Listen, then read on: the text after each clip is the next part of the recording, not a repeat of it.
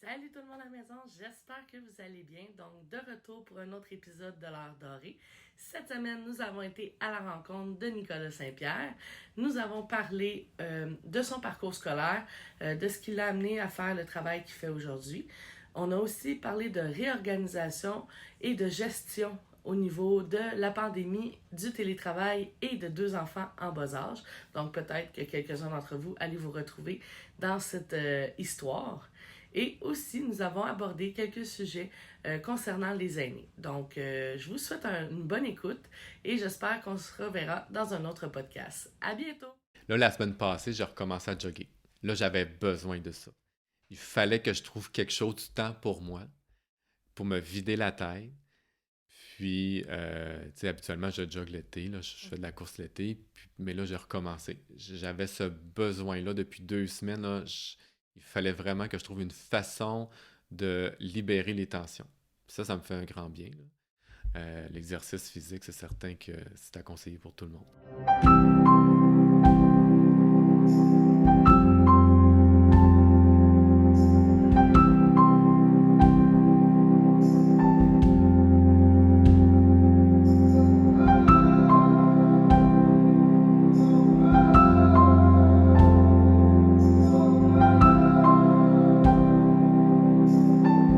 Le Mauve vous présente l'Heure dorée.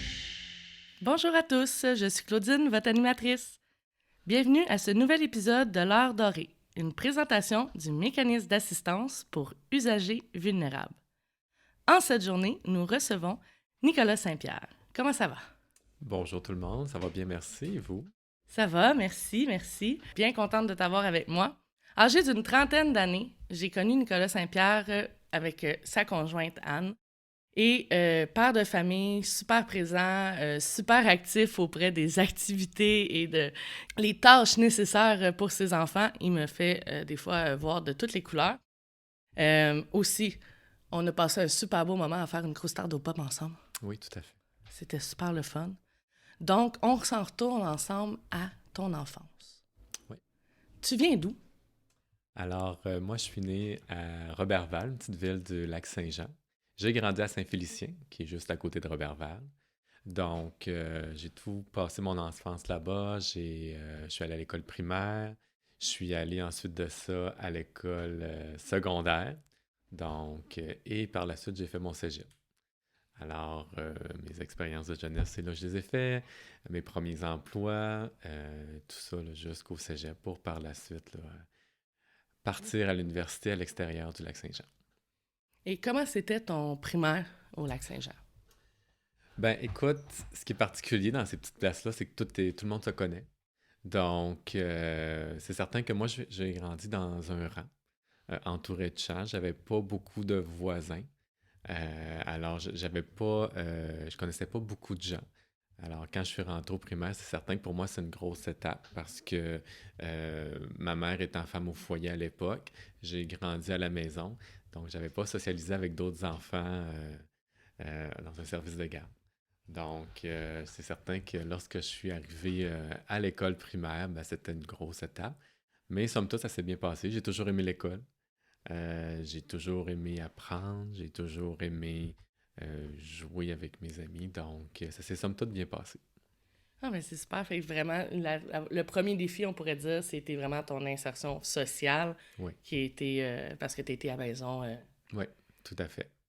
Tout à fait. Donc, c'est certain que ce côté social-là, j'ai toujours senti qu'il fallait que ça me demandait plus d'énergie que d'autres, par exemple. Tu sais, c'est pas naturel chez moi D'entrer en relation. d'entrer en relation. Tu préfères que l'autre t'aborde en premier? Oui, C'est plus facile après? c'est plus facile après. Je suis quelqu'un de timide. Donc, c'est certain que pour moi, aller vers les gens, c'est pas naturel. Hmm. Puis, quand tu as dû changer par la suite, là, parce que tu as fait ton primaire dans la même école où c'est deux. T'as-tu fait 2 écoles au primaire? Tu sais, des fois, il y a la moitié de.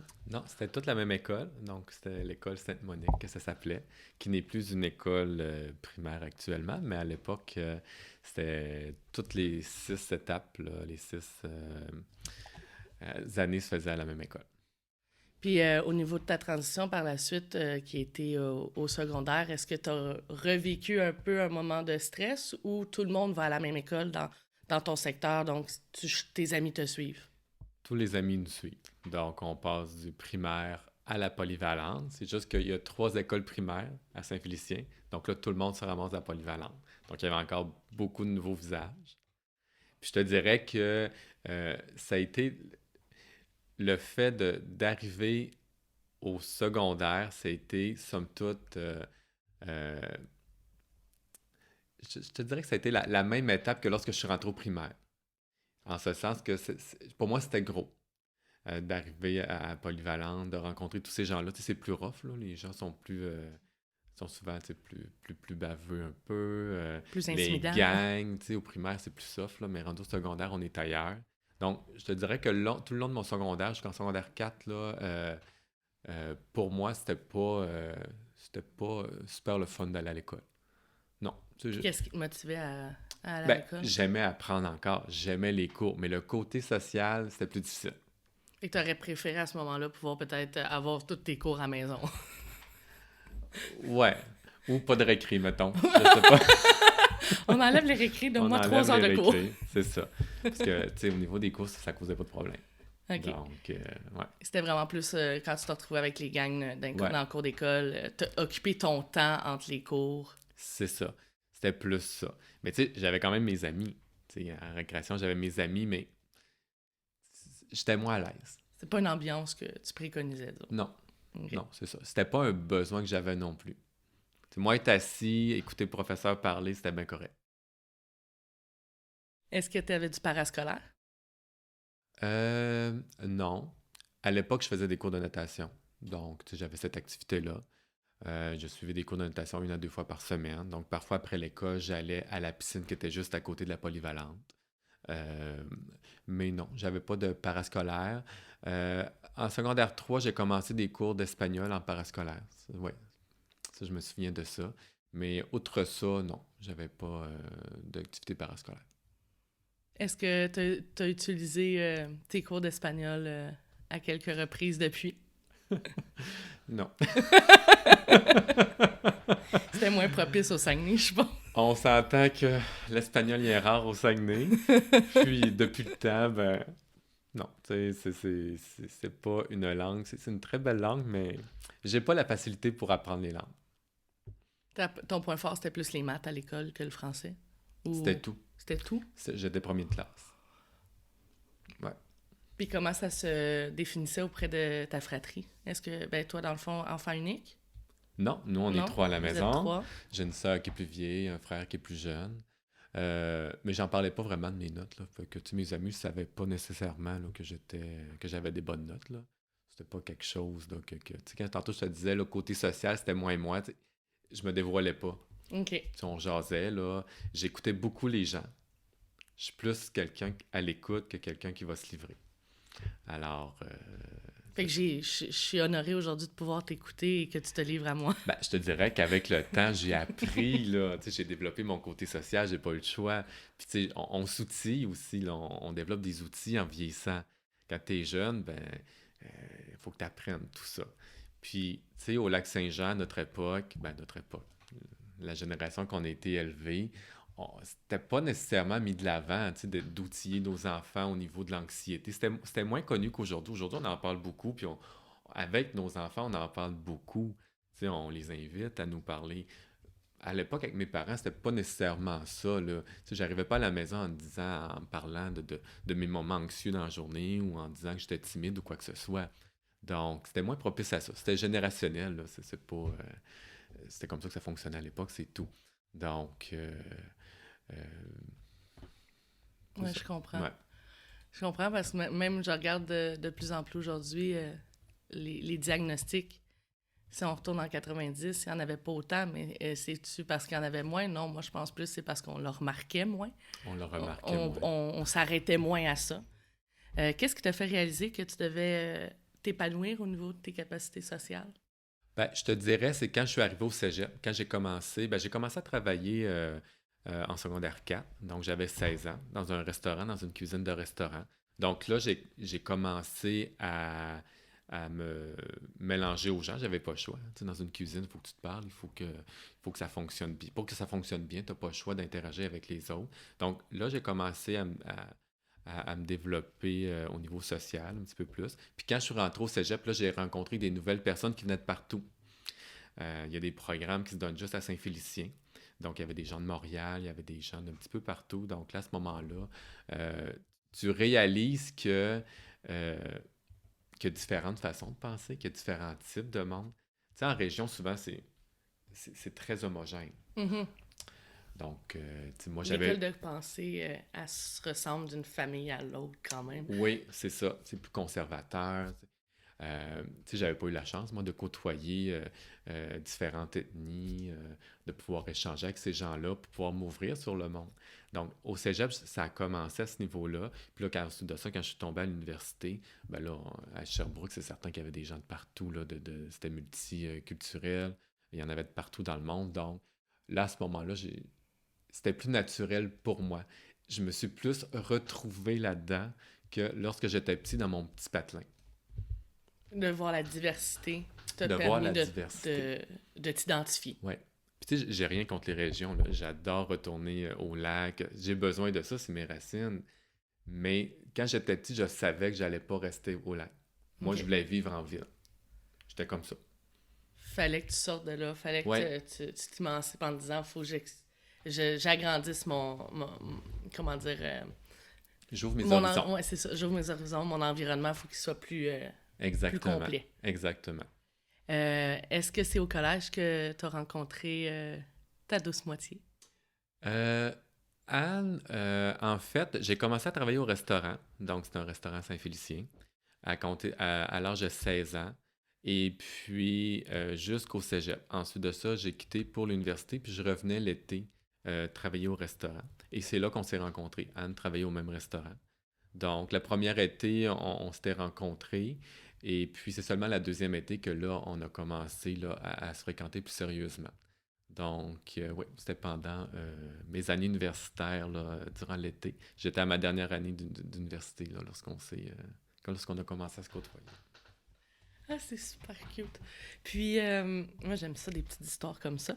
Euh, Qu'est-ce qui t'a motivé à choisir ton domaine d'études? Est-ce que tu le savais au secondaire que tu t'en allais vers ça? C'est quand ça s'est choisi? Ouais. Puis, qu'est-ce qui t'a motivé? Je me souviens qu'au primaire, à un moment donné, on avait écouté un film, puis c'était un film avec des avocats. Puis j'avais été bien impressionné par tout ce qu'ils faisaient en cours. Puis là, j'avais regardé ça, puis je m'étais dit, ben, plus tard, c'est ça que je veux être, avocat. Et puis, bon, le temps a passé, je suis toujours resté avec cette idée-là en tête. Au cégep, bon, j'ai fait les ressources humaines, c'est ce que ça prenait là, pour pouvoir accéder au droit. Et là, à l'université, j'avais toujours en tête d'être avocat, mais à force d'étudier les différentes spécialités de droit, je me suis aperçu que c'est plus le notarial qui se collait à moi que le métier d'avocat, d'aller plaider en cours. Ce côté-là de plaider en cours, c'était moins moi. Mais je te dirais qu'on revient au côté social, au Ouais. côté, tu sais, c'est pas moi qui va se mettre devant la scène. Donc, au tribunal, c'est certain, lorsqu'on plaide, ben, tout le monde te regarde. Ça, ce spot-là, j'en ai pas besoin. OK. Donc, ce qui fait en sorte que je me suis dirigé plus en notarial, qui est un côté plus, je te dirais, tranquille du droit. Tu sais, on rencontre nos clients dans notre bureau, on fait moins de vagues. Tu sais, t'as pas besoin d'être sur le spot, là, on s'entend. Tu rencontres tes gens dans ton bureau, puis tu signes tes actes, puis c'est plus convivial, c'est plus tranquille. Donc, ça se collait plus à moi. Donc, c'est la raison pour laquelle je me suis dirigé vers le droit notarial. Hmm. Puis, dans le droit notarial, qu'est-ce qui t'a, ben, dans le fond, inspiré de ça? Qu'est-ce qui t'a motivé à prendre ce chemin-là? Ben, comme je te disais, c'est tout le côté social, là. Puis également vouloir aider les gens dans le concret. Tu sais, moi, j'aimais beaucoup travailler au niveau des successions, tu sais, aider les familles là-dedans, aider au niveau des testaments, tu sais, les conseiller. Euh, j'ai toujours resté dans l'idée que le métier de notaire, qui est moins peut-être connu que le métier d'avocat, là, Ouais. parce qu'on le voit moins, on en parle peut-être moins, mais c'est tout aussi important. J'ai toujours eu l'impression qu'on travaillait plus en prévention. OK, En ce intéressant. sens que lorsque tu rencontres un avocat, souvent, c'est parce que là, tu as un problème, puis il faut que tu te fasses défendre. Un notaire, tu vas le voir, c'est pas nécessairement pour te défendre, tu vas le voir parce que tu veux prévoir ta succession, tu veux, tu veux faire ton testament, ton mandat en cas d'inaptitude. Dans c'est pour prévoir où est-ce que, dans l'option que tu deviendrais inapte, ou bon, prévoir ton décès. Tu t'achètes une maison, c'est un moment heureux. Donc, on te conseille qu'est-ce que tu dois faire, tout ça. Euh, je trouvais qu'on travaillait plus dans cet état d'esprit-là. On n'éteignait pas des feux nécessairement. On était là pour aider, accompagner les gens. Je le voyais plus de cette façon-là. La réduction des méfaits qu'on pourrait appeler de mon côté en toxicomanie, qu'on utilise souvent, mais c'est un peu la même chose. Tu prévois, puis tu Mhm. préviens Ouais, des risques c'est possibles, ça, puis que ça soit compliqué. tout à fait. Donc, pourquoi est-ce pour toi important que les gens prévoient ces circonstances-là, que l'on souhaite en parler ou se préparer? Ben, c'est certain que quand tu es bien préparé de ton vivant, ça, on parle par exemple au niveau des testaments, puis des mandats en cas d'inaptitude, ce qui touche beaucoup nos aînés. Hein. Euh, c'est super important, puis de se faire conseiller, de prévoir des choses. Le notaire va te faire penser à des trucs pour pouvoir t'assurer qu'au moment de ton décès, qu'on élimine le plus possible les problématiques pour que ta succession ait le moins possible de problèmes, que ça se fasse en douceur. Parce que déjà, il faut passer au travers du décès, tout le deuil. Si en plus s'ajoutent à ça les problèmes reliés au règlement de la succession, eh bien, c'est certain que c'est encore plus lourd. Donc, le deuil peut durer plus longtemps. Alors, je te dirais que de ce côté-là, c'est super intéressant. Puis, d'où l'importance de faire ces documents-là, parce que oui, c'est certain qu'il y a des formules qui existent sur Internet. On peut les signer devant témoin, on peut les signer holographe. Mais tout ça fait en sorte que ça rajoute des démarches supplémentaires à la succession. OK. Donc, d'où l'importance de pouvoir les faire devant notaire, puis de bien se faire conseiller. En parlant de bons conseils, moi, je me souviens, j'ai fait le salon des aînés il y a maintenant quelques années, vu qu'on a passé une première année de pandémie. Et souvent, j'avais de la difficulté à aborder la perte d'autonomie avec l'aîné, Mhm. mais je le voyais aller préparer à Urgel Bourgie ou à tout autre kiosque qu'il pouvait avoir pour le décès. Donc, ils sont prêts plus à parler du décès que la perte d'autonomie. Est-ce que tu peux nous dire peut-être de ton côté avec l'expérience pourquoi? Pourquoi, je sais pas, mais c'est vrai. Les gens ont beaucoup plus le réflexe de faire leur testament que leur mandat en cas d'inaptitude. L'inaptitude, je te dirais surtout chez les jeunes, euh, c'est quelque chose, je te dirais peut-être parce que l'inaptitude n'est pas certaine. Hein. C'est pas tout le monde qui va devenir inapte. Non. La mort, on s'en sauve pas. Donc, les gens ont tendance à mettre ça de côté en se disant, mais peut-être que j'en aurais pas besoin. Mais le peut-être que j'en aurais pas besoin, c'est la journée que tu vas en avoir besoin. Si tu n'as pas ce document-là, bien là, ça va amener des démarches supplémentaires, puis ça va amener beaucoup plus de soucis aux gens autour de toi que si tu avais ton document qui était fait devant notaire. Donc, mais moi, je crois que c'est pour cette raison-là que les gens ont moins tendance à penser à leur inaptitude qu'à leur décès. Parce que c'est ça, je le vois souvent, tu sais, même des fois des familles qui m'appellent, ah ben là, ma mère est inapte, elle est plus capable de me donner son NIP, elle est plus capable de tirer de l'argent pour le loyer, puis tout ça, qu'est-ce que j'ai à faire? Puis là, ben, je sors la fameuse phrase, avez-vous un mandat d'inaptitude? C'est quoi? Souvent, je me fais demander c'est quoi ou ah non. Fait que je suis contente de Hmm. savoir que toi aussi, de ton côté, Ouais. c'est un peu uniforme. Selon toi, est-ce que c'est un mythe pour les gens ou que c'est une dépense peut-être trop dispendieuse? Ben, c'est certain qu'il y a toujours le souci de l'argent. Je crois que ça joue. Euh, mais est-ce que c'est tant ça qui fait la différence? Je ne sais pas, honnêtement. Écoute, moi, j'ai pratiqué jusqu'en 2011. Donc, ça fait maintenant 9 ans que je pratique plus dans le milieu. Là. Je suis dans la fonction publique maintenant. Je ne suis plus membre de la Chambre des notaires non plus. Donc, mais à l'époque, ce que j'avais remarqué, est-ce que c'est une question d'argent? Je ne le sais pas. Les gens me disaient souvent, on va y penser, on va le faire peut-être plus tard. Donc, c'était plus la réponse que j'avais. C'est certain que là, ça a évolué. La Chambre des notaires fait beaucoup de publicité. On en parle plus dans les médias sociaux. On le voit de temps en temps passer là, sur nos murs, là, sur Facebook. Euh, Est-ce que là, maintenant, les gens sont de plus en plus, euh, je te dirais, conscients de cette inaptitude-là? Probablement plus que v'là 9 ans. Mais il y a encore du travail à faire, c'est certain. Mais d'où l'importance d'aller rencontrer un notaire pour bien se faire conseiller. J'absorbe toute l'information que tu me donnes actuellement, puis je trouve que c'est super pertinent parce que justement, on en parle peut-être, on commence à en parler, puis c'est pas quelque chose d'actuel parce que, comme tu dis, il y a 10 ans, ben c'est pas des choses que tu parlais souvent. Durant ta carrière dans ce milieu-là, tu as fait partie d'un conseil d'administration, excuse-moi. Pourquoi tu t'es embarqué dans cette aventure-là? Bien, c'était des gens à la baie se connaissait un petit peu tous dans le milieu. En fait, la raison est fort simple, c'est qu'il y avait quelqu'un, un notaire où est-ce que je travaillais au bureau, qui se retirait du conseil d'administration, puis on avait demandé si ça m'intéressait d'embarquer là-dedans. Donc, moi, j'ai embarqué sans problème. Et puis, pour moi, c'était une première expérience. Donc, c'était super intéressant là, de voir la mécanique derrière tout ça. Euh, Puis également, lorsqu'on est dans le milieu, il faut se faire connaître aussi. Donc, c'est certain, on tisse des liens d'affaires. Donc, tout ça c'est un tout, hein. Mais c'était super intéressant de pouvoir prendre des décisions, de pouvoir discuter, pour pouvoir aider les autres. Parce qu'au final, c'est le service à la clientèle. On veut aider notre clientèle. Je pense que dans tout métier, on doit toujours avoir ça en tête, là. Puis au niveau de la fonction publique, c'est toujours ça. Ça revient toujours à ça. Ultimement, qu'est-ce que notre clientèle veut? Qu'est-ce qu'on peut faire pour aider notre clientèle?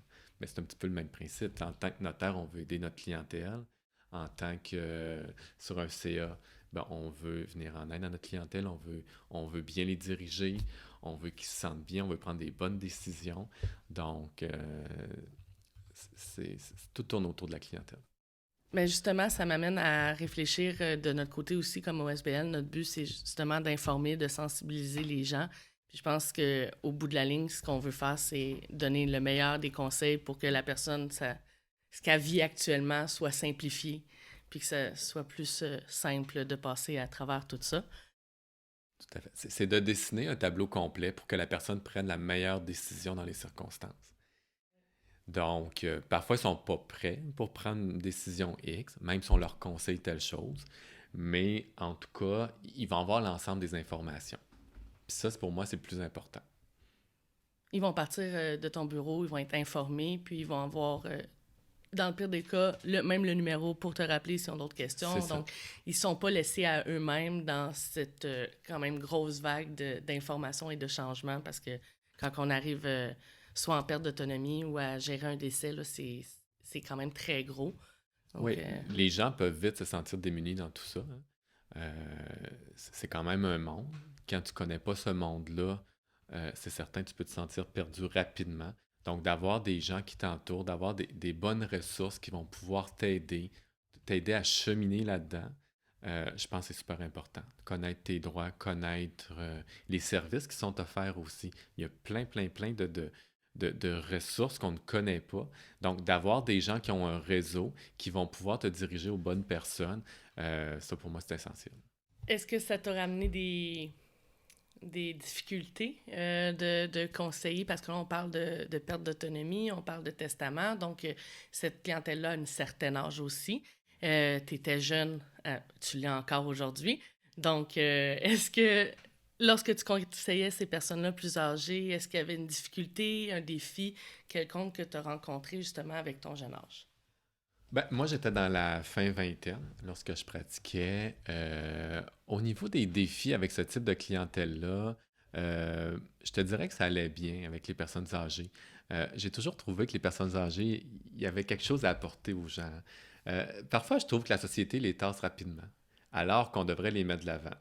Tu sais, ils ont un bagage. Moi, des fois, je faisais juste les écouter. Ils me parlaient là, euh, de la personne qui était décédée. Mettons, si c'était une dame qui venait au bureau puis qu'elle me parlait de son mari qui était décédé. Tu sais, je les laissais parler. Ils me parlaient de leur vie.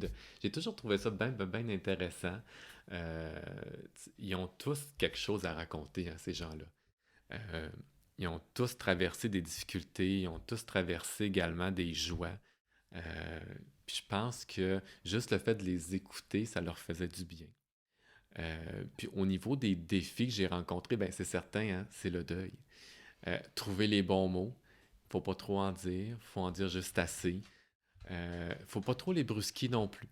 Tu sais, lorsqu'on sentait là, que là, ça devenait trop difficile au niveau émotif, tu sais, de reporter la rencontre. Tu sais, d'être attentif à ça. Donc, ça, je te dirais qu'au fil des quelques années que j'ai pratiqué, c'est les réflexes que j'avais développés. Euh, mais c'est ça, c'est tout le côté émotif. Parce qu'on ne réagit pas tous de la même façon au deuil. Donc, il y avait des gens qui étaient très préparés à ça, parce qu'on le sait, il y a des gens qui sont malades. Puis bon, pour certaines personnes, le fait que leur mari ou que leur femme ou que leur, peu importe, là, qu'une personne de leur entourage décède, c'est pas une surprise, quoique difficile tout de même. Mais pour d'autres, c'était quand même inattendu. Donc à ce moment-là, c'était d'autant plus difficile. Est-ce que toi, tu étais préparé de ton côté à des charges émotives comme celle-là durant ton bac, justement, que tu as fait plus qu'un bac, mais durant tout ton parcours scolaire à l'université, est-ce que toi, tu as été préparé par tes mentors au fait que ça pouvait être des charges émotionnelles? Je te dirais que durant les cours à l'université, on ne préparait pas tant à ça. C'était plus au niveau du stage. On avait un stage de 8 mois qui se faisait sur le terrain, dans un bureau de notaire. Et là, c'est à ce moment-là qu'on voyait avec la clientèle, euh, qu'on voyait tout ce côté-là humain avec la clientèle. Mais au cégep, j'avais également des cours de psychologie. Donc, tu sais, j'avais pu un petit peu là, euh, étudier les différentes facettes de l'humain. Mais j'ai toujours eu ce côté-là, comme je disais tantôt, là, très à l'écoute. Tu sais, j'aime mieux écouter que parler. Donc, ça me sert. Est-ce que tu aurais fait le choix en psychologie si le notarial n'aurait pas fonctionné? Non, j'aurais été prof de français. Ah, intéressant! Donc, ce dont tu me parles présentement, c'est exactement pourquoi tu occupes une fonction importante au sein du MAUVE. On en parlera un peu plus tard. On va arriver au moment doré.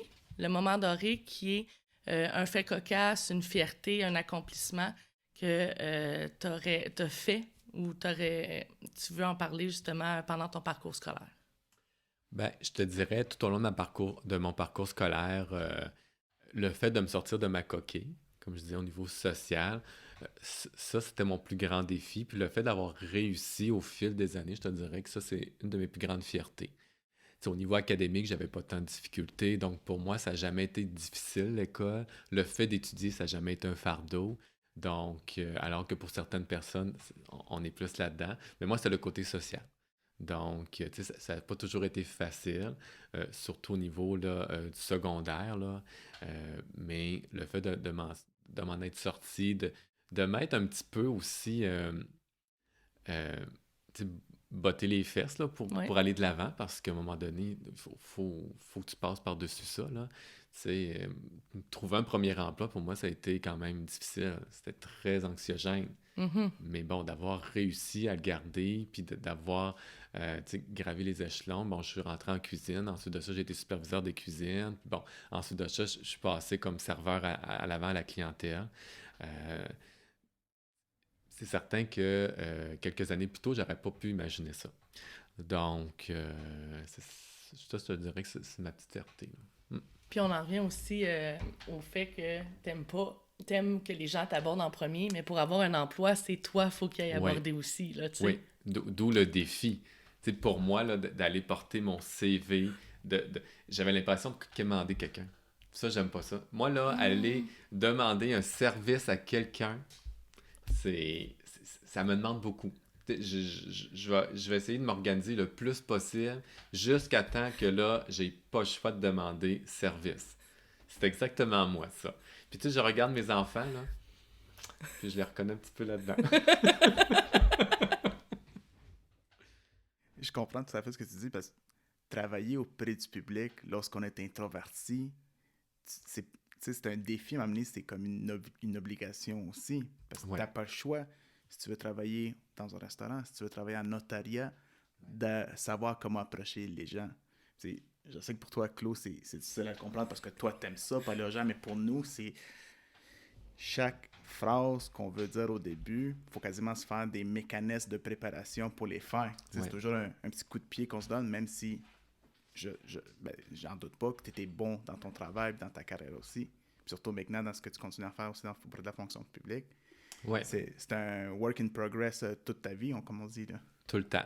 Ça sera jamais facile. C'est plus facile que ce que, que ça a déjà été. Mais ça sera jamais aussi facile que chez d'autres personnes. Mais on développe des outils. Puis, on apprend à se faire confiance aussi. Moi, petit, tu sais, quand on est anxieux, on a toute cette estime de soi-là qu'on a moins, la confiance en soi qui est moins là. Donc, ça, il faut que ça se bâtisse. Puis, à l'époque, comme je disais, ben, on était moins là-dedans. L'autre génération, la façon qu'on a été élevé, on était moins là-dedans. Tu sais, aujourd'hui, avec nos enfants, on leur donne des petites tapes dans le dos, on leur dit qu'on les aime, on travaille beaucoup leur estime de soi, Le renforcement. leur renforcement positif. Tu sais, ça a beaucoup évolué tout ça au cours des dernières années, ce qui était moins le cas à l'époque. Donc, tu sais, il a fallu aussi bâtir ça. Puis le fait de se trouver un emploi, de gravir les échelons, là, c'est là que tu dis, OK, je suis capable de faire ça. Tu sais, moi aussi, je peux le faire. Donc, tu gagnes en confiance, puis c'est ça. Après ça, c'est un engrenage. Ça va de soi après, là. Ça peut juste aller pour le mieux. Puis ça t'aide aussi à préparer tes enfants, si tu vois, comme tu dis, qu'ils ont retenu un peu de toi, tu les comprends dans les situations qu'ils peuvent vivre. Je les comprends tellement.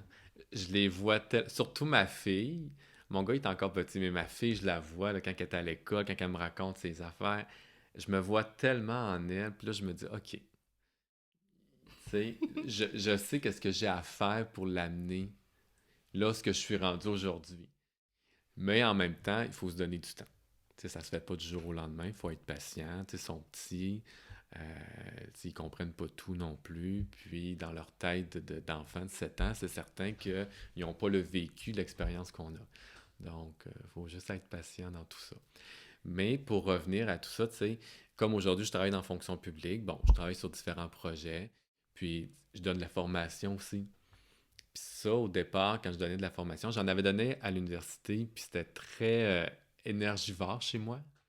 Écoute, quand je finissais mon heure de cours, Oui. j'étais brûlé.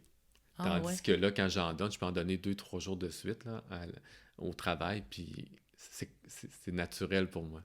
Moi, c'est l'inverse. C'est l'inverse. Moi, tu sais. quand que tu m'enlèves l'échange, l'humain, présentement, là, avec la pandémie, je te dirais que je peux dormir des 12-14 heures parce que j'ai pas Ok. d'énergie, je vois personne. Et inversement, si j'ai 3-4 rencontres dans ma journée, là, mais là, rendu au soir, je suis pas capable de dormir, j'ai plein d'énergie, puis je dors 4 heures, le lendemain, je suis encore primée. Wow! C'est le gros tu vois. party. Mais si tu m'enlèves ça, là, je dormirais juste tout le temps. OK. Fait que toi, ça te prend toute ton énergie. Moi, on dirait que je vole l'énergie de tout le monde quand Ben, je suis avec eux. Mais ça m'a déjà demandé beaucoup d'énergie. Mais maintenant, donner de la formation, pour moi, c'est rendu naturel. Tu sais, je suis pas fatigué le soir pour autant. Donc, tu sais, c'est dans ces moments-là que je vois que j'ai quand même cheminé là, au fil des ans. Lorsque tu parles de tes racines, tantôt tu me disais au Saguenay, quelle dimension ou phase de cette région en es-tu le plus fier? Je te dirais la famille. Tu sais, c'est un petit cocon, hein, le lac Saint-Jean. Tout le monde se connaît. Donc, tout le côté ami, social, les soupers en famille, les parties, tu sais, quand on se rejoint, là, quand on se retrouve aux fêtes. Tu sais, il y a quelque chose de fort là-dedans. Moi, quand j'étais petit, là, des parties de famille, là, du côté de ma mère, sont très nombreux, mais du côté de mon père, un petit peu moins. Là. Il y était 7 enfants. Du côté de ma mère, il y était 14. Wow! Oui, c'est des grosses familles. Donc, tu sais, des parties de Noël à 100, 150, là, on loue un orchestre puis une grosse salle, là. Moi, j'ai connu ça. Donc, j'ai été Nice. imprégné de ça. Puis, du côté à mon père, ben, on pouvait se ramasser facilement un 40, 50 dans une salle. Ou chez ma grand-mère, là, qui préparait le ragoût, puis toute la patente pour tout le monde, là. Tu sais, Oui. les Noëls qu'on imagine d'antan, là, tu sais, j'ai connu ça, ce qui n'est plus le cas aujourd'hui. Tu sais, mes grands-parents sont tous décédés, donc... puis bon, suite au décès des grands-parents, bon, chacun dans leur famille, on se voit encore, là, mais moins. Mais c'est ça. Je te dirais que la famille, c'est fort. Puis c'est pour ça que j'aime retourner dans mon coin pour revoir ma famille, revoir mes cousins, mes cousines, euh, des amis aussi, tu sais. Il y a quand même, j'ai gardé contact avec des amis. Donc, c'est ça. Tout le côté social, euh, c'est ce qui m'accroche toujours là-bas, là. Ce qui me fait penser justement aux nouvelles valeurs familiales en 2021. Mhm. Comment tu comparais à tes valeurs de ton enfant? Là, actuellement, j'ai l'impression que ça revient. Tu sais, il y a eu un moment donné, je te dirais, là, vers 2010, là, il y avait eu un creux. Puis là, j'ai l'impression que ma génération, on dirait qu'on essaie de refaire revivre ça. Tu sais, on revoit de plus en plus de familles plus nombreuses, là. On parle moins d'enfants uniques, on parle plus de deux, trois enfants. Les gens qui se réunissent avec leurs parents. J'ai l'impression que ça revient, ce côté-là. C'est sûr, ça sera jamais comme dans le temps, puisque les familles sont moins nombreuses. Puis bon, les défis actuels ne sont pas les mêmes, là. Les deux parents travaillent, ce qui était moins fréquent à l'époque. Mais je sens que ça revient. Euh, mais c'est beaucoup par cocon. Tu sais, dans leur cocon, les gens, ça se tient les coudes, tout ça. Euh, mais des fois, je me questionne à savoir si c'est pas un fardeau chez certaines personnes d'aller dans la famille. Tu sais, alors que Ça ne devrait pas. ça ne devrait pas. D'autant plus qu'on se voit plus aussi souvent qu'on se voyait auparavant, là. Mais, euh, mais ça revient. Je trouve que ça revient. Puis peut-être qu'aussi la pandémie va amener ça. Oui, Tu sais, je me l'isolement de relancer chacun, là-dessus. ouais. Oui. L'isolement de chacun, je trouve que ça a fait réaliser bien des choses. Les gens se sont aperçus que ça leur manquait, ces contacts-là. Donc, j'ose espérer que de cette pandémie-là, ça va, ce côté positif-là va ressortir. Si on faut trouver un côté positif à Ouais. toute cette pandémie-là, j'espère que ça va être ça. Le On va côté... retrouver les grandes maisons de 10-15 chambres pour Ouais, accueillir toute la famille pendant des générations et des ouais. générations. Tu sais, prendre soin de nos aînés, prendre soin de nos Oui, parents, prendre soin de nos enfants, faire des activités en groupe, tu sais, se retrouver. Donc, tu sais, je trouve qu'il y a un beau partage intergénérationnel qu'il y avait à l'époque, justement, de, tu sais, on voyait l'enfant qui aidait son petit frère, tu sais, le grand ouais, frère qui aide le petit frère, ou les sœurs, même chose. Tu sais, il y avait tout le temps beaucoup plus d'entraide aussi. Aujourd'hui, j'ai l'impression, tu sais, comme moi, quand j'étais jeune, c'était, ma mère, elle me disait, ben, fais ton lavage, ou fais ci, fais du ménage, puis on va pouvoir faire ça, ça va aller plus vite. Puis j'ai l'impression qu'aujourd'hui, ben, c'est beau, c'est correct, tu sais, puis... quand je travaillais à l'école, justement, je disais, t'as-tu fait ton, tu sais, comme, t'as-tu fait ton lit à matin? Puis moi, je fais pas mon ménage de chambre, c'est toute maman qui s'occupe de ça. Puis je suis comme, mais t'es rendu au secondaire, tu sais. ouais. Fait que on dirait que je trouve qu'il y a de moins en moins d'entraide, mais je pense que la pandémie va avoir fait un gros boom là-dessus. Ouais, Puis je pense que ça va aider à tout le monde à se regrouper.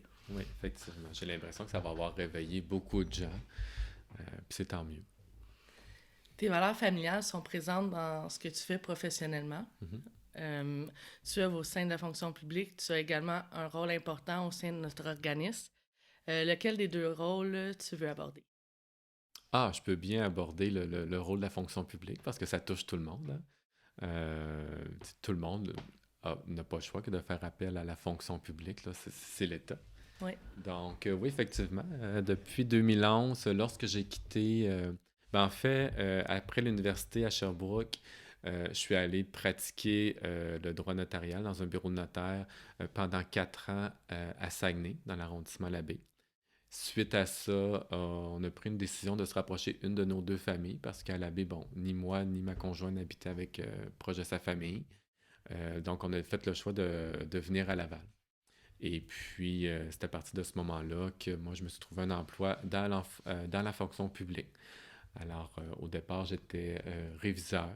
Et puis, par la suite, là, je suis devenu chef d'équipe. Et euh, auparavant, lorsque j'étais réviseur, j'étais avec... je faisais affaire avec la clientèle. Donc, les gens là, à la maison. Et puis là, comme chef d'équipe, c'est certain que ma clientèle, c'est mes employés. Donc, c'est un petit peu différent, malgré que parfois je traite des plaintes. Mais de façon générale, là, c'est mes employés. Mais tout ça dans le but ultime d'offrir un bon service client. Donc, La clientèle d'âge que tu desserres. la clientèle d'âge que je dessert, je te dirais que c'est ce qu'on voit le plus fréquemment, là, c'est de 18 à 65 ans. Donc, l'âge adulte là, jusqu'à la retraite. OK. Comment as-tu vécu le changement de région? Parce que là, tu étais au Saguenay, ensuite Sherbrooke, Laval. Ouais. Comment ça s'est passé, cette transition? Ben, quand j'étais au Lac-Saint-Jean, quand j'étais petit, mon premier déménagement, c'était à Sherbrooke pour les études universitaires.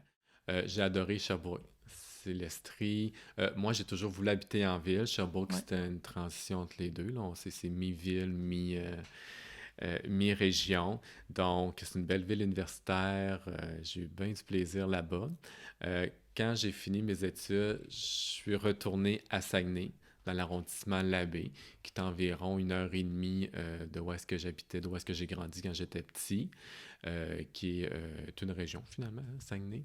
Et puis, par la suite, après 4 ans, on s'est envenu à Laval. Pour moi, ça s'est très bien fait. Là. J'ai pas eu euh, de grosses périodes d'adaptation. J'ai toujours aimé l'effervescence de la ville, les activités. Il y a toujours quelque chose à faire. Donc, puis tu sais, j'habite à Laval, là, je suis pas dans le centre-ville de Montréal non plus. Donc, ça se fait somme toute bien. Puis, j'habite près du travail. Ma conjointe habite près du travail. Donc, on n'a pas cet enjeu-là de trafic, de circulation lourde. Donc, pour moi, j'ai toujours très bien vécu ça. Ça n'a pas été difficile du tout de m'adapter ici. Surtout que c'était quand même un désir Oui, d'enfance. Fait que ça aussi, ça garde l'ouverture d'esprit et l'adaptation plus propice à ça. tout à fait. Tout Ça à fait. nous amène à notre segment mécanisme social. Oui. Comme qu'on avait parlé tantôt, c'est pour faire appel à nos engrenages. Moi, je vais parler de ton rôle au sein de notre CA. Mhm. Donc, tu occupes le rôle de président. Tu t'assures que, justement, on prenne les bonnes décisions pour les projets. Cette implication-là, comment dire, qu'est-ce qui t'a donné envie de t'impliquer auprès de ce projet-là? Puis qu'est-ce que cette clientèle-là, dans le fond, est importante pour toi?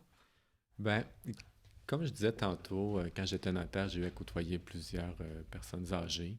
Euh, c'est une clientèle qui a travaillé fort toute leur vie hein, pour arriver où est-ce qu'ils en sont rendus. Euh, Tu sais, ils ont le droit d'avoir des bons services. Parfois, certaines personnes âgées sont plus démunies. Ils ont besoin d'avoir des bonnes ressources autour d'eux. Ils ont besoin d'être conseillés. Ils ont besoin de s'assurer qu'il y a des gens qui les écoutent aussi. Parce qu'il y a beaucoup d'isolement. Tu sais, là, pour nous, c'est quand même nouveau, là, l'isolement avec la COVID, mais pour certaines personnes âgées, C'était leur quotidien. c'était leur quotidien. On a vu là, dans les nouvelles, là, à cause de la COVID, là, certaines choses qui ont sorti. Euh, donc, dans toute cette optique-là, c'est certain que pour moi, là, c'est une clientèle là, qu'on doit prendre soin. On doit s'assurer qu'ils puissent vivre là, convenablement jusqu'à leur fin de leur vie, là, parce que, tu sais, maintenant, 65 ans, il reste encore plusieurs années hein, Ben oui. à vivre. Là. On est ailleurs. Là. Donc, ce qui fait en sorte que ça a toujours été une population pour laquelle j'ai eu de l'affection. Donc, tu sais, ça me rappelle mes grands-parents, ça me rappelle mes grands-oncles, mes grandes-tantes dans nos familles. Alors, puis tu sais, à l'époque, c'était beaucoup ça. La famille prenait beaucoup soin de leurs aînés. Mhm. Tu sais, je vois ma mère qui allait faire l'épicerie à ma grand-mère, ma tante qui allait mettre des bigoudis dans les cheveux, mon autre tante qui faisait le ménage, qui l'aidait à faire son ménage, puis mon oncle qui l'aidait à déplacer des meubles plus lourds. Puis chacun aidait leurs parents. Chacun avait comme une fonction auprès de son parent, dans le fond. Oui, puis c'était naturel. Tu sais, c'était beau à voir. Donc, moi, à mon tour, j'ai le goût de les aider aussi. Alors, ça vient peut-être de mon petit côté familial. Comme je disais tantôt, là, on était très axé sur la famille quand j'étais jeune. Mais c'est ça. Alors, je trouve ça important là, de pouvoir là, aider ces gens-là. Quelles sont tes attentes de l'équipe du Mauve afin que cette clientèle-là soit bien desservie? Ben, comme je disais tantôt, le service à la clientèle, pour moi, c'est primordial. Donc, c'est d'offrir le meilleur service à la clientèle. Puis, où est-ce que nous, on peut s'arrêter dans ce qu'on peut donner comme conseil, c'est de les diriger vers les bonnes personnes pour pouvoir les aider. Parce que c'est un réseau, hein. On ne peut pas tout régler là, à notre niveau. Donc, Mhm. il faut s'entraider. Il faut vraiment plusieurs partenaires d'affaires pour pouvoir aider ces gens-là. Donc, c'est mon attente principale du MOVE. Je pense que tu décris le mieux possible comment on en trouve aussi le mécanisme social. Que Mhm. oui, l'équipe, on est quand même bien formé, Oui, mais on est conscient qu'on ne peut pas tout faire. Puis c'est justement de développer nos collaborateurs, que ce soit du domaine public, privé, communautaire, c'est ça. de travailler fort avec eux justement pour offrir le meilleur service. Exactement. De travailler de façon honnête. Oui, puis Tu sais, peu importe l'instance que tu es, dans le fond, si tu offres le service bienveillant envers cette clientèle-là, ouais, ben c'est ce qui va apporter des changements puis ce qui va apporter un soutien aussi à cette personne-là. ouais, tout à fait. Ce n'est que positif pour la population, pour la société en général. On passe au moment de vérité. Oui. Donc, comment évalues-tu la gestion des personnes âgées en temps de pandémie actuelle? Écoute, c'est certain que moi, mes grands-parents sont décédés. Mes parents sont relativement jeunes. J'ai peu de contact avec là, les CHSLD. Donc, pour moi, je ne connaissais pas cette réalité-là. La dernière réalité que j'avais avec des maisons de personnes âgées remonte à ma grand-mère qui est décédée en 2007-2008, là, de mémoire, donc au Lac-Saint-Jean. Alors, lorsque j'ai entendu tout ce qu'on a entendu dans les nouvelles, au niveau de la maltraitance. Mais la maltraitance, on en entendait un petit peu. Hein. Ça commençait. On entendait de la pub par rapport à ça, mais pour moi, c'était encore abstrait. Et puis, lorsque j'ai entendu tout ce qui est ressorti, euh, ça m'a fait mal au cœur d'apprendre que des gens vivent dans des situations comme ça, que des familles font confiance à ces organismes-là. Et que malgré ça, là, certains travaillent de façon plus ou moins honnête. Hein. Ça, j'ai trouvé ça difficile. Euh, Par contre, aussi, il ne faut pas oublier que c'est pas tout le monde. Hein. Il y en a qui travaillent là, super bien. Il y en a pour qui là, les aînés sont bien traités, ils se sentent bien, les familles sont contentes. Mais moi, je pense que la pandémie, ça a permis également à réveiller la population par rapport à ça, parce que parfois, ça prend un électrochoc là, pour que les gens puissent réagir. Mais je te dirais que il y a beaucoup de travail à faire pour que les gens puissent, pour qu'on puisse offrir un niveau de service à nos aînés tel qu'ils le méritent. Tu touches un bon point en disant justement que les familles faisaient confiance Ouais. à ces entreprises, à ces organisations-là. Est-ce qu'à un moment donné, justement, un conseil que tu donnais peut-être à tes usagers auparavant ou même à tes employés maintenant, c'est justement de ne pas faire nécessairement confiance aveuglément à n'importe quelle organisation?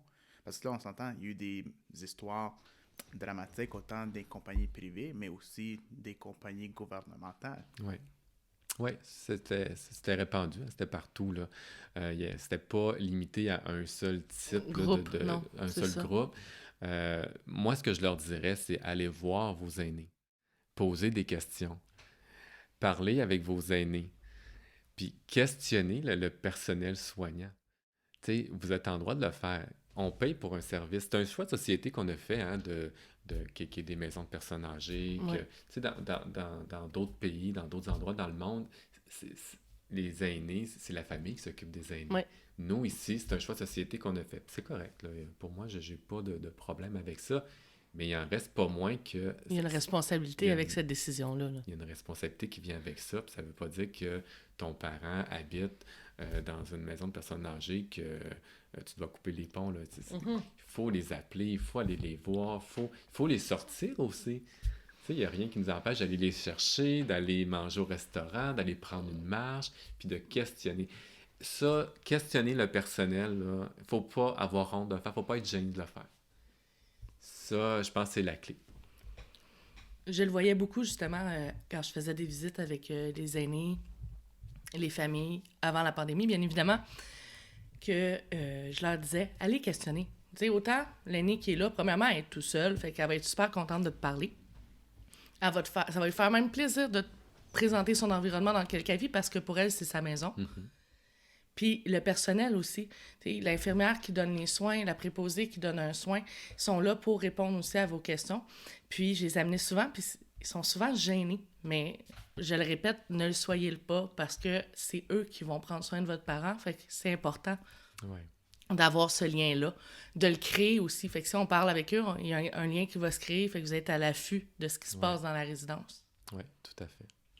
Puis, comme tu dis aussi, les familles ne devraient pas avoir peur d'aller chercher leurs parents puis les amener en sortie aussi. C'est permis.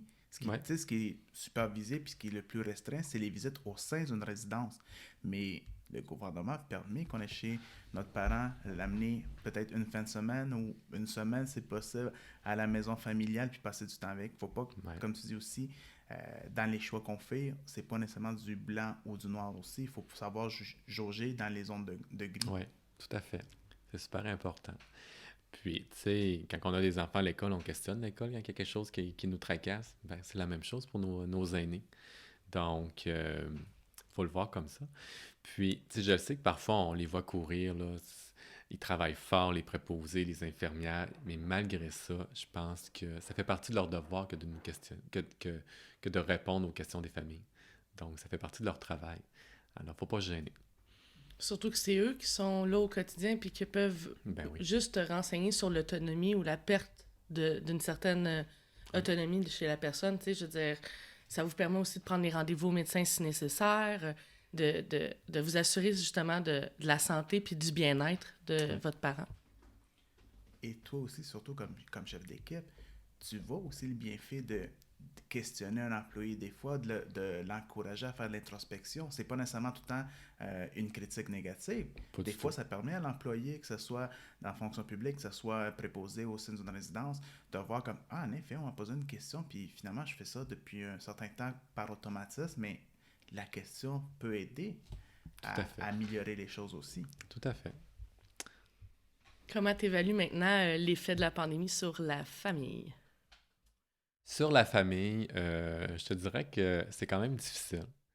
Tu sais, si je me fie à notre expérience, euh, tu sais, nous, on sortait beaucoup avec les enfants, on allait à gauche, à droite, on faisait des activités. Bon, ça, du jour au lendemain, on a arrêté. Au mois de mars, là, au 13 mars, quand on fermait les écoles, ça a été très difficile. Au départ, c'est certain que bon, le temps qu'on soit fonctionnel en télétravail, je pouvais m'occuper des enfants convenablement. Par la suite, lorsqu'on a commencé à travailler, bon, là, les deux enfants à la maison, travailler, ça met beaucoup de pression sur la famille. On essaie d'être performant partout, hein. On essaie d'être performant au travail, on essaie d'être le meilleur parent possible avec nos enfants. Je te dirais qu'il a fallu apprendre à lâcher prise sur bien des choses. Je te dirais que les enfants ont développé d'autonomie beaucoup plus rapidement qu'ils en auraient développé habituellement, parce qu'à un moment donné, on pouvait pas toujours être avec eux. On n'était pas loin, mais ce que je disais, c'est qu'on est là de corps, mais on n'est pas là d'esprit. Mhm. On est là, mais on n'est pas là. Alors, ça a été plus difficile. Avec l'arrivée de l'été, ça a quand même fait du bien. On a pu commencer à voir nos familles, groupe restreint, mais encore, ça a quand même fait du bien. Et puis là, depuis l'automne, c'est lourd. C'est lourd. Tu sais, surtout dernièrement avec le couvre-feu. Euh, ça peut paraître. Ça peut paraître. Comment je dirais ça? Banal, là, mais c'est comme moi, personnellement, le couvre-feu, là, ça me touchait pas. Tu sais, moi, à 8 heures, les enfants sont couchés, je suis à la maison. Ma blonde, elle travaille des soirs qu'elle travaille, des soirs qu'elle travaille pas. Quand elle travaille pas, on est à la maison, puis on sort plus rendu à 8 heures. Mais c'est une mesure de plus qui fait que c'est lourd. Même si ça ne te touche pas, c'est lourd. Parce que là, tu sais qu'en plus, qu'il y a le couvre-feu qui s'applique. Puis tout ça fait en sorte qu'on est fatigué, qu'on est... on, on est fatigué, on a hâte que ça se termine. Heureusement, l'école, ça se poursuit. Puis, je te dirais que c'est notre plus grande motivation pour respecter toutes les règles sanitaires. Le fait que nos enfants continuent à aller à l'école, continuent à avoir un cercle social, continuent aussi à apprendre davantage, parce que ça, c'est l'autre point aussi. On s'aperçoit qu'on n'est pas pédagogue. On s'aperçoit que... T'es capable de donner de la matière, mais ça veut pas dire que t'as le tact pour la donner. Ben, puis au niveau de la capacité, on l'a appris, mais on l'a pas appris de la même façon. Il y a ça aussi, la réforme. La réforme... Parce que là, il y a 2 réformes qui vous séparent. 2 réformes scolaires qui vous séparent de... Même 3, je pense, avec ta fille puis ton garçon. Ah, ça se peut. Je sais pas combien de réformes qu'on a eues, là, mais il y a quand même un monde. Fait que là, tu sais, j'expliquais des choses à ma fille, puis à un moment donné, je me suis aperçu que j'aimais aller plus que d'autres choses, parce que le professeur lui avait appris d'une certaine façon. Puis là, on retournait voir dans les livres, puis là, elle me disait « Ah, papa, c'est comme ça », puis là, elle me sortait des mots, puis ce qui faisait en sorte que tu te sens très démuni. Tu veux l'aider, mais en même temps, tu as l'impression que tu es limité. Puis c'est pas une question d'intelligence, là. Puis j'en parlais avec des amis parents, puis on est tous là-dedans, on est tous dans le même bateau. À un moment donné, on était dépassés. On se sentait vraiment dépassés. On a la pression qu'ils réussissent. On a la pression que nous, on fonctionne bien, qu'on performe au travail. On a la pression de tout. De tout. Puis même habituellement, moi, dans la semaine de relâche, on va au Lac-Saint-Jean. Je monte avec les 2 enfants, on s'en va au Lac-Saint-Jean, voir mes parents, voir des amis, voir de la famille. Et puis là, on n'est pas allé. Comme on n'est pas allé à Noël non plus. Et je te dirais que à Noël, bon, c'est certain que, bon, il y avait plus de compréhension, il y a personne qui voyageait, bon. Mais là, la semaine de relâche, ça commence à être long. Moi, mes parents, ils n'ont pas vu les enfants depuis début octobre, depuis la fête... début septembre, depuis la fête du travail. Donc là, ça fait plus de 6 mois qu'ils les ont pas vus. Alors, je te dirais que mes parents, quand je leur ai annoncé qu'on montait pas pour respecter les règles sanitaires, j'ai senti que ça faisait pas trop leur affaire. T'sais, j'ai senti des petites frictions. Tu sais, je suis à l'aise avec ma décision, parce que je pense qu'en tant que société, il faut tous faire l'effort. Parce que moi, ma priorité, comme je disais, c'est que ma fille continue à aller à l'école, que mon gars continue d'avoir ses amis au service de garde. Puis, si tout le monde se promène, ou si une majorité de la population se promène pendant la relâche, puis ont des contacts, ça va juste exploser, puis on ne sera pas plus avancé après le mois de mars, après la relâche. Donc, mais il n'en reste pas moins que ça crée des frictions. Donc, c'est tout cet environnement-là qui fait que c'est lourd.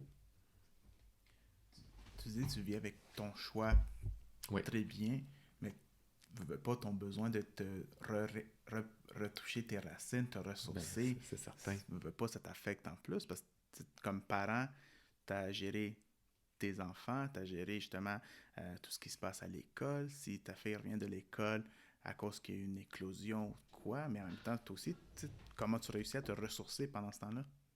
Ben, je te dirais que c'est difficile. On est fatigué. Il y a des semaines que je me sens pas mal au bout du rouleau.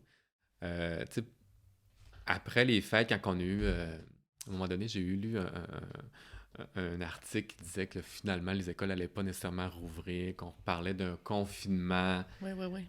Ça, là... C'était venu te chercher. Là. C'était venu me chercher, puis je me voyais pas pouvoir travailler en ayant les 2 enfants encore. J'ai plus l'énergie. Tu sais, au printemps, l'année passée, c'était nouveau, là, fait qu'on était quand même ressourcés, on était plein d'énergie, mais là, je n'ai plus cette énergie-là. Donc, je te dirais que ça a été pas mal un coup de barre. Puis, je trouve que, tu sais, on parle beaucoup des hôpitaux, des milieux de soins, avec raison. Et ce qu'ils vivent, là, puis je suis pas en train de me comparer à eux, là. C'est pas ça, là, le but, là. Ce qu'ils vivent, j'ose même pas imaginer, je serais pas capable de faire ce qu'ils font. Non, moi non plus. Je serais vraiment pas capable. Je lis des articles là-dessus. Puis, tu sais, chapeau, là. Ouais, puis juste, tu sais, leur visage, là, après qu'ils enlèvent leur masque, leurs lunettes après une journée, là, tu sais, on en va passer ces réseaux, puis tu fais comme, OK, mais je serais pas capable d'accepter ça une journée de plus, là, tu sais. C'est ça. Puis eux le font, puis ils sont fatigués, puis ils vont pareil. Puis on parle aussi beaucoup des personnes âgées, des milieux de personnes âgées, mais on parle pas beaucoup de la famille. Non. Tu sais, puis Tu sais, on est privilégiés, là. Moi, je suis en télétravail, ma conjointe est en service essentiel, elle continue à travailler. On n'a pas eu la pression financière qui s'est ajoutée à tout ça. Tu sais, on a continué à avoir nos salaires. Mais on a toujours une pression à savoir, comme je disais, on veut que nos enfants réussissent. On veut performer quand même dans nos travails. Puis on garde toujours à l'esprit que s'il y a une éclosion à l'école, ben c'est 14 jours. Oui. 14 Ce jours, stress-là de ce préparation stress-là, tout le temps. parce que 14 jours, moi je l'ai vécu, là, juste 2 jours là, après Noël, là, quand ma fille, on avait retardé l'entrée scolaire après Noël, puis bon, moi j'avais pris 2 jours de congé, puis ma fille, jeudi, vendredi, j'avais travaillé, puis ma fille avait son école à la maison. Mais c'est beaucoup de pression sur le parent. Tu sais, il faut que tu gères le Zoom, il faut que tu fasses tes devoirs, puis tu veux pas qu'elle prenne de retard pour la semaine d'après, puis puis toi, ben, tu as ton travail, là, tu vois que tu prends du retard dans ton travail, puis l'employeur s'attend aussi à ce que tu performes, parce qu'au début, bon, il y avait une période d'adaptation, l'employeur comprenait tout ça, là, il fallait qu'il laisse le temps, mais là, ça va faire maintenant 1 an, là. Fait que là, il s'attend à ce que tu performes, enfant ou pas, à la maison, on n'est plus dans le même état d'esprit. Il y a moins de compréhension. Euh, Il y a plus d'attente. Oui, il y a ouais, plus c'est ça, il y a plus d'attente, c'est ça. d'attente. C'est pas une question de compréhension, c'est une question d'attente. C'est que eux, ils ont des comptes à rente en haut. Oui, Et c'est ça. je les comprends. On comprend tout le monde autour, C'est mais je trouve ça. des fois qu'on nous oublie. Ce qui fait en sorte que, c'est ça, on est fatigué. Là, le printemps, il commence à faire beau. Là, ça fait du bien. Là, la semaine de relâche, j'étais bien content. On était tous dus pour ça. Je dois te dire que, je dois t'avouer qu'on fait pas grand-chose. On relaxe. On Ben, ça sert à décompresse. ça, hein. Ouais, Ça s'appelle c'est ça. relâche. Puis là, d'autant plus qu'on va pas, on n'est pas allé au lac Saint-Jean, donc On est de la route. on se lève le matin, puis on fait ce qu'il nous tente de faire. On nous tente d'écouter un film, on écoute un film. On va aller patiner, on va patiner. Tout ce que je demande aux enfants, c'est qu'on aille jouer au moins dehors à tous les jours. Un petit peu. Qu'on prenne l'air, qu'on regarde le soleil. Qu'on sort des 4 murs, parce que, ben, surtout là, toi, si t'es en télétravail, t'es constamment entre tes 4 murs. Après, Ouais. tu t'occupes de tes enfants, t'es entre tes 4 murs. Puis Fait c'est que, bon tu pour la santé mentale, aller dehors. Ben, justement, tu dis, on parle de ce qui passe pour les aînés, de ce qui passe pour les employés de la santé, des services sociaux, puis c'est important. Ouais. Puis on parle moins de ce qui se passe au sein des familles. Sauf que là, récemment, on parle plus de ce qui passe au sein des familles, mais du côté négatif des hommes dans les cas de violence conjugale, de C'est violence ça. familiale.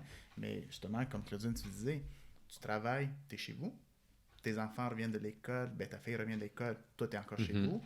Ta blonde peut aller travailler à l'extérieur de la maison, mais toi, tu es encore ici. Fait qu'amener, être dans tes 4 murs de la maison, aussi grande que peut-être, Mhm. toi, il faut que tu te ressources. Puis là, justement, ta grande portion de ressourcement, tu ne peux pas la faire parce que tu as fait un choix consensueux, justement, pour la sécurité de ta société, de ne pas aller dans ta région. Oh oui, tout à fait. On sait que pour 2021, on risque pas de retourner à la normale pour 2021. Puis même chez nos enfants, hein, ils sont dans leur classe bulle. Il y a plus de conflits à l'école parce qu'habituellement, ils sortent à la récréation, ils peuvent aller partout, ils peuvent jouer Ouais. avec qui ils veulent. Là, ils sont toujours ensemble.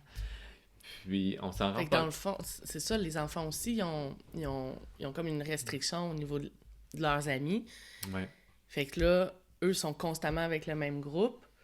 Est-ce que tu trouves que ça a peut-être pas désocialisé, là, mais fait des changements au niveau de la socialisation de... Parce que, tu sais, il y a plus de conflits. Il y a plus de conflits. Est-ce que ça a un impact? Sûrement. Est-ce que ça l'a... C'est certain que l'impact est moins grand vu qu'ils vont à l'école, Mhm. mais ça a quand même un impact.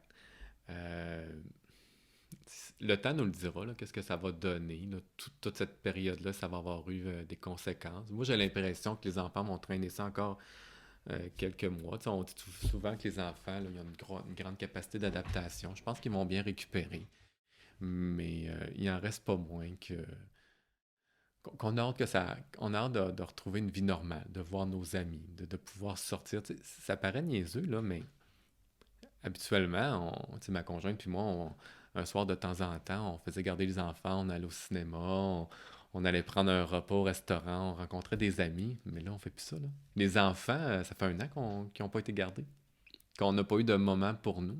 Une fois cet été. Donc, ça joue, là, nos fins de semaine.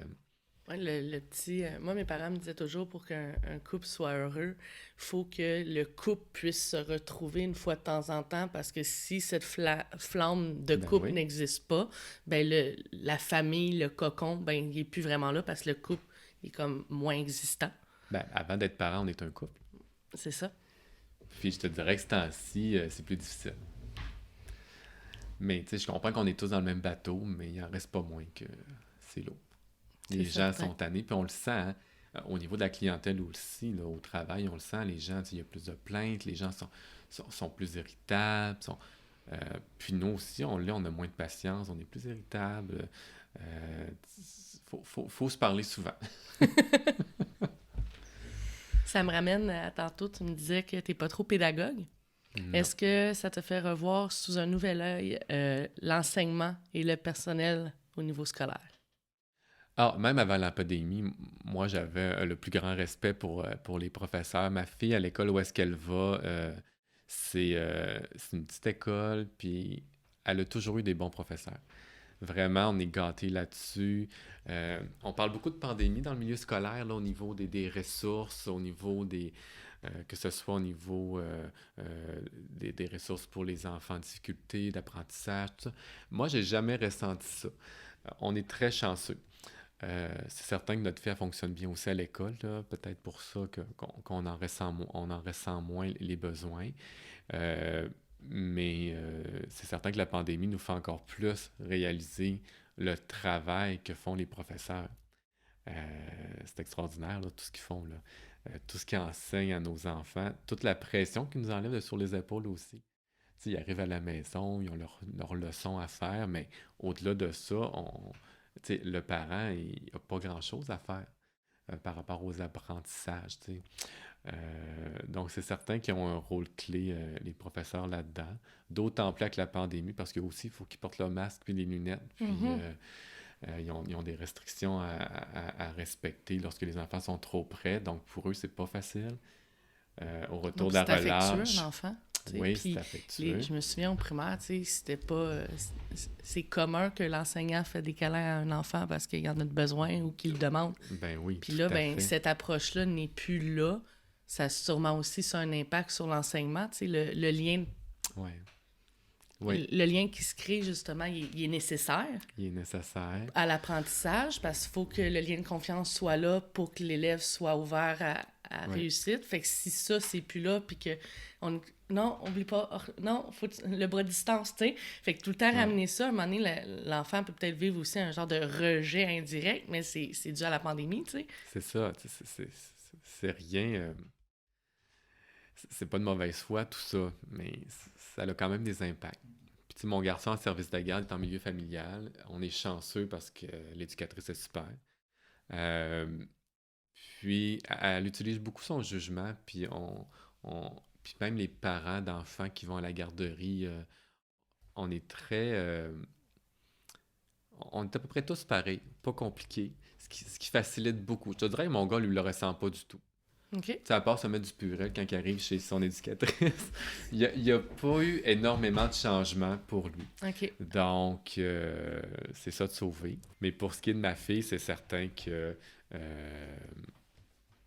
il y a, il y a quand même une réalité qui est différente. Alors, Mais en étant en milieu familial, le groupe est plus petit aussi qu'à Oui. l'école. tout à fait. C'est sûr que c'est plus facile à contrôler d'une certaine façon. C'est ça. Ils sont 6. C'est pas du tout la même dynamique. Ben, c'est 6 familles versus 25 familles. C'est sûr que l'opinion peut diverger beaucoup plus sur un groupe de 25 qu'un groupe de, un Ouais, groupe ouais. de 6 personnes. Là. Oui, tout à fait. Alors, c'est ça. Puis, tu sais, à l'école aussi, hein, il y a beaucoup de changements. Là, il va y avoir les masques qui vont s'ajouter là, au retour de la relâche. Est-ce que c'est une question qui a été abordée avec ta fille par Oui. rapport à ça? Comment qu'elle l'a pris? Ben, ils en ont parlé à l'école. Ils ont commencé à leur expliquer comment ça allait fonctionner. Moi, j'en ai parlé avec ma fille aussi. C'est certain que ça l'enchante pas. Parce qu'auparavant, elle avait des masques. Elle pouvait porter ces masques là, réutilisables en tissu dans les aires d'aller. Lorsqu'on en comprend, ça va être des masques de procédure qui vont fournir aux enfants. OK. Fait que ça va être à changer aux 4 heures. Puis... C'est ça. Il va en fournir 2 par jour. Puis bon, en tout temps. C'est certain que ça l'enchante pas. Puis moi, j'ai l'impression que ça va avoir un impact. Tu sais, je serais pas surpris de constater une baisse des notes. Ben, c'est clair que ça doit être gênant, même pour la concentration, tu sais, puis t'as moins d'oxygène, ton oxygène est nécessaire à ta concentration. Ma fille, ça a été, son réflexe a été de me dire, Papa, est-ce que on va pouvoir porter les masques, est-ce qu'on va pouvoir l'enlever dehors? Parce qu'elle a dit là, je vais avoir besoin de respirer. Mais c'est ça quand même. C'est ça quand même. Ça, j'ai pas été capable d'y répondre, je sais pas. En principe, oui, mais j'ai pas osé répondre. On s'entend que même nous, comme adultes, on utilise le masque. Souvent, on pense plus à l'inconfort que le masque nous apporte qu'à ce qu'on est en train de penser ou ce qu'on est en train de vivre. Mm-hmm. Oui. Un enfant dans une position où il doit apprendre, la moitié de sa concentration va être sur l'inconfort. Oui, c'est ça. Je m'attends à ce qu'il y ait des impacts au niveau des résultats. Je m'attends aussi à ce que... Tu sais, moi, je vais juste faire l'épicerie, là. Oui. Puis peut-être dire que je me dépêche parce que le masque... Non, mais c'est vrai. Oui. Moi aussi, je me dépêche. Puis là... Je sue à l'épicerie. C'est ça. Puis c'est comme... Là, c'est rien. C'est là. rendu un sport. C'est somme toute frais encore. Tu sais, si on est encore en zone rouge au mois de mai quand il va faire chaud, là. Tu sais, dans les écoles, on s'entend, il fait chaud dans les classes. Oui. Ils n'ont pas l'air climatisé. Ils n'ont pas l'air climatisé. Au niveau de l'aération, bon, on le sait, là, ça a fait les manchettes. Là, c'est pas ce qui est plus optimal. J'espère qu'on va virer en zone orange bientôt. Mm-hmm. Comme ça, ils n'auront pas besoin de le mettre. Oui. En tout temps. Mais bon. Une question que j'aime poser sur notre clientèle. Selon toi, comment la société, le gouvernement peut améliorer le sort de nos aînés? Oh, ça, c'est une bonne question. Hein? Être plus à l'écoute de nos aînés. Leur donner la parole. Écoute, il y a tellement... Des fois, je me questionne si c'est plus le côté technique ou c'est plus misé sur le côté social. Tu sais, de faire comprendre à la population que, tu sais, oui, ton aîné, il est en maison de personnes âgées, là, mais il n'y a rien qui t'empêche d'aller le voir. Tu sais, mettre l'accent là-dessus. Mettre l'accent, sensibiliser les familles à continuer à aller voir leurs proches. Moi, je pense que ça ferait une grande différence. Tu sais, j'ose pas aller dans le côté plus technique, le côté du nombre d'employés. Puis ça, je connais rien là-dedans. Mais ce que je vois, puis ce que je ressens, c'est que les aînés ont besoin de contact humain. Puis c'est pas vrai que la préposée aux bénéficiaires puis l'infirmière, quand ben même qu'ils font un travail extraordinaire, ils en ont quand même plusieurs à s'occuper. C'est pas eux qui vont pouvoir compenser ce besoin-là. Donc moi, je pense qu'il faut que le gouvernement mette l'emphase là-dessus, qu'il fasse des campagnes de finance, qu'il fasse des campagnes de publicité, peu importe, pour sensibiliser la population d'aller voir nos aînés. Moi, je pense que ça serait un bon début. Mais ça me fait penser au même titre que à l'école, tu sais, les profs sont là pour donner de la matière au niveau mathématique, français, leur donner la base au niveau scolaire, mais ça reste qu'il y a une éducation de la part du parent, que ce soit lasser les souliers. Moi, je me souviens, je me suis fait dire, tu vas y apprendre à lasser ses souliers. Ben là, moi, je suis rentrée au primaire, je savais lasser mes souliers. Tu sais, comment ça que c'est maintenant l'éducatrice? Je donne un exemple comme ça. Donc, est-ce que... on a comme trop... est-ce qu'on se serait trop débarrassé de certaines responsabilités en les mettant au sein de la société, en se disant que maintenant, c'est la société qui va prendre cette part de responsabilité-là? Ouais, je pense que oui. Fait qu'il faudrait... Ramener ça. Mais parce qu'encore, on en parle beaucoup, les proches aidants, quel impact que ça a eu, puis juste le fait de ramener le proche aidant dans le milieu, quel impact positif ça l'a donné.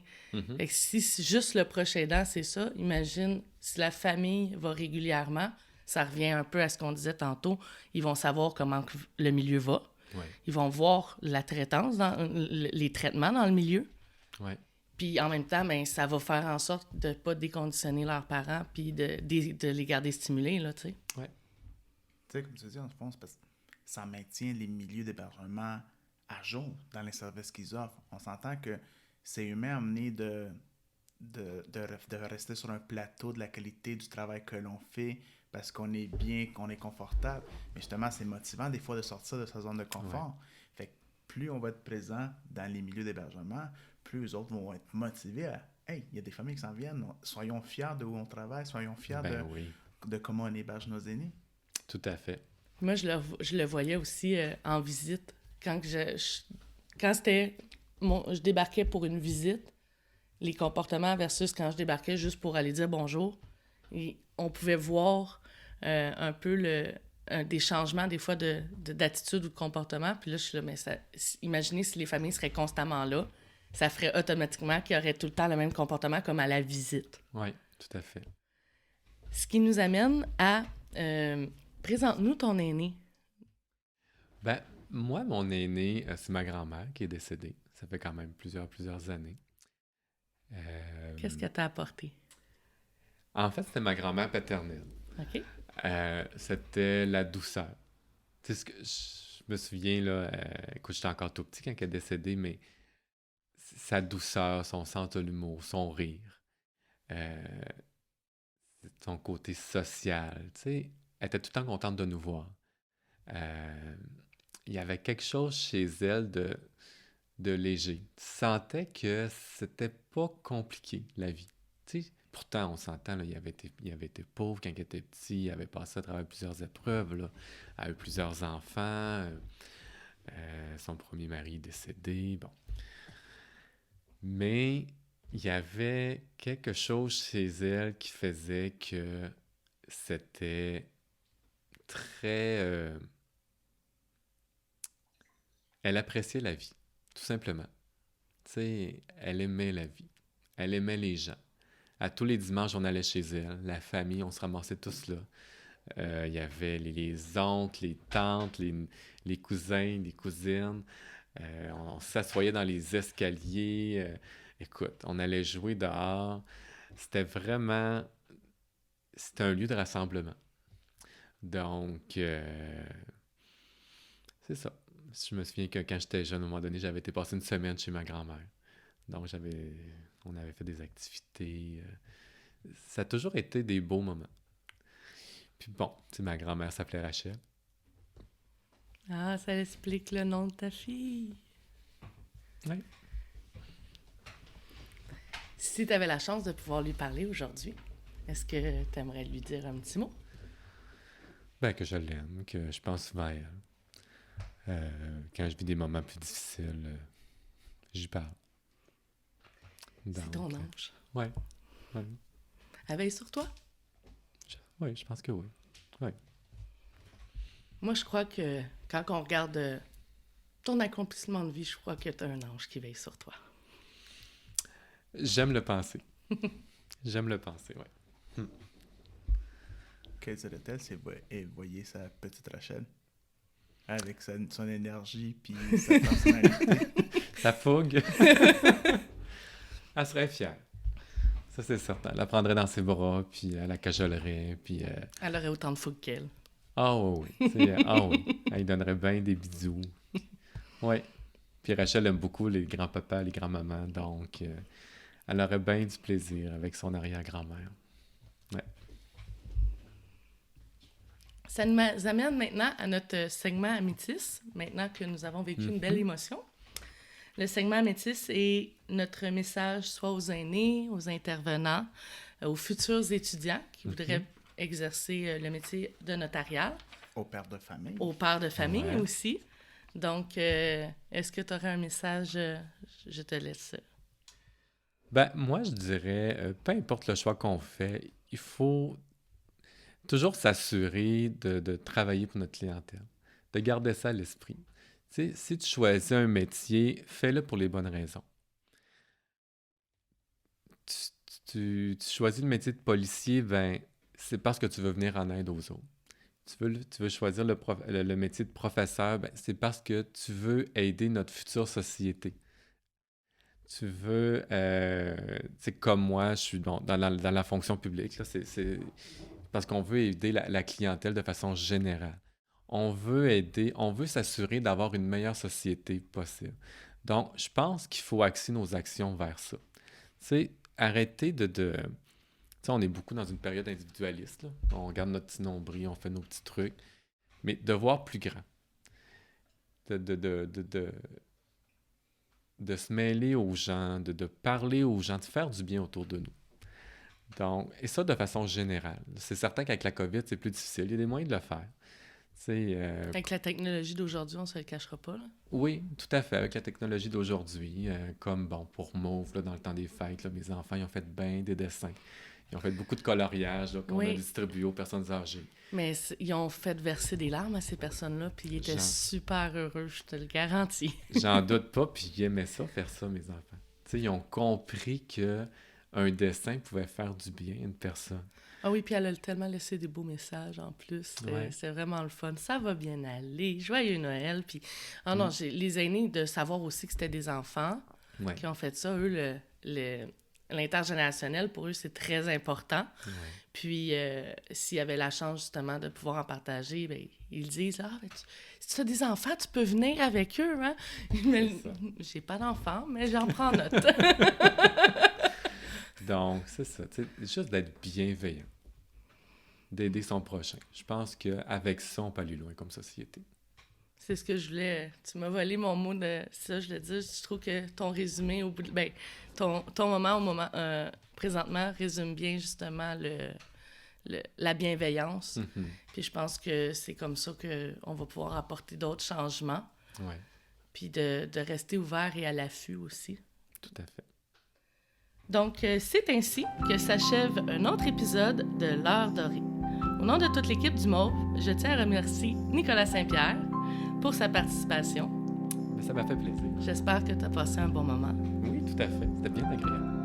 Je vous invite à consulter le www.mauv.ca ainsi que notre page Facebook, Twitter et Instagram. Ou, si vous souhaitez me parler directement ou à mon collègue, vous pouvez contacter le 514-708-MAUVE. 514-708-6288. Je vous souhaite à tous une journée sereine.